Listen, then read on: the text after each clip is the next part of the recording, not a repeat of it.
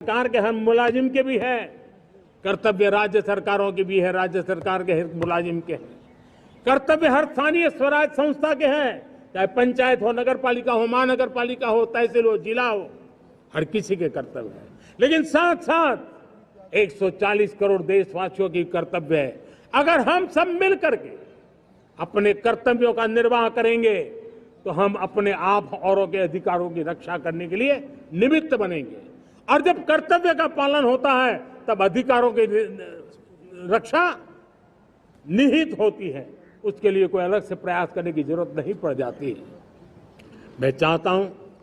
कि हमारे इस भाव को लेकर के हम चलेंगे, हमारा लोकतंत्र भी मजबूत होगा, हमारा सामर्थ्य और बढ़ेगा और हम एक नई शक्ति के साथ आगे बढ़ेंगे। मेरे प्यारे देशवासियों, हमारे देश में सुप्रीम कोर्ट ने बार बार यूनिफॉर्म सिविल कोड को लेकर जो चर्चा की है, अनेक बार आदेश दिए हैं,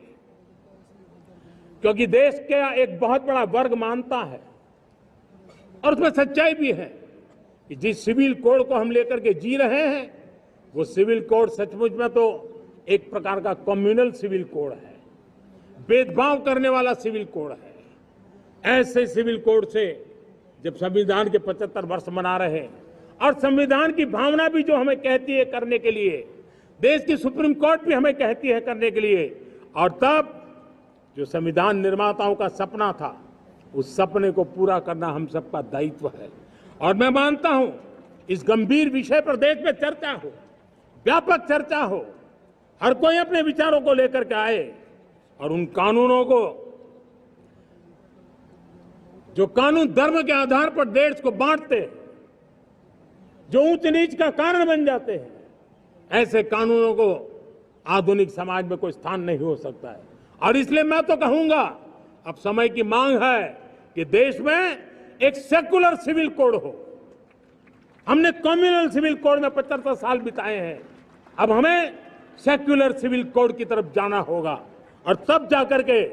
देश में धर्म के आधार पर जो भेदभाव हो रहे हैं, सामान्य नागरिक को जो दूरी महसूस होती है, उससे हमें मुक्ति मिलेगी। मेरे प्यारे देशवासियों,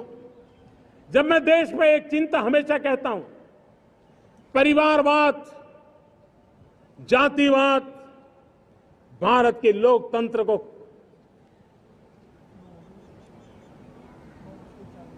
बहुत नुकसान कर रहा है। देश को, लोक राजनीति को हमें परिवारवाद और जातिवाद से मुक्ति दिलानी होगी। आज मैं देख रहा हूं मेरे सामने जो नौजवान है, उसमें लिखा हुआ है माय भारत,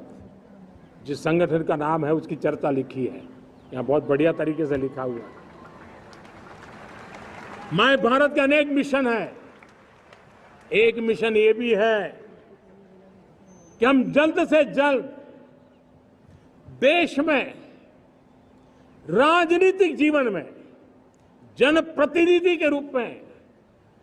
1 लाख ऐसे नौजवानों को आगे लाना चाहते हैं। शुरुआत में 1 लाख नौजवानों को आगे लाना चाहते हैं जिनके परिवार में किसी का भी कोई राजनीतिक बैकग्राउंड न हो, जिसके माता पिता, भाई बहन, चाचा, मामा, मामी कभी भी राजनीति में नहीं रहे, किसी भी पीढ़ी में नहीं रहे, ऐसे होनहार नौजवानों को फ्रेश ब्लड 1 लाख, चाहे वो पंचायत में आए, चाहे नगर पालिका में आए, चाहे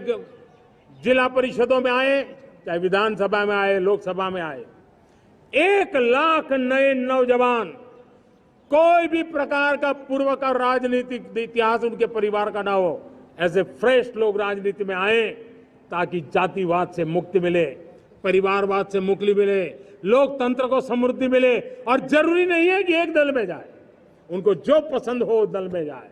उस दल में जाकर के वो जनप्रतिनिधि बन करके आगे आए। देश तय करके चले कि आने वाले दिनों में 1 लाख ऐसे नौजवान जो परिवार राजनीति से दूर दूर का संबंध नहीं है, ऐसे फ्रेश ब्लड आएंगे तो सोच भी नहीं आएगी, सामर्थ्य भी नहीं आएगा,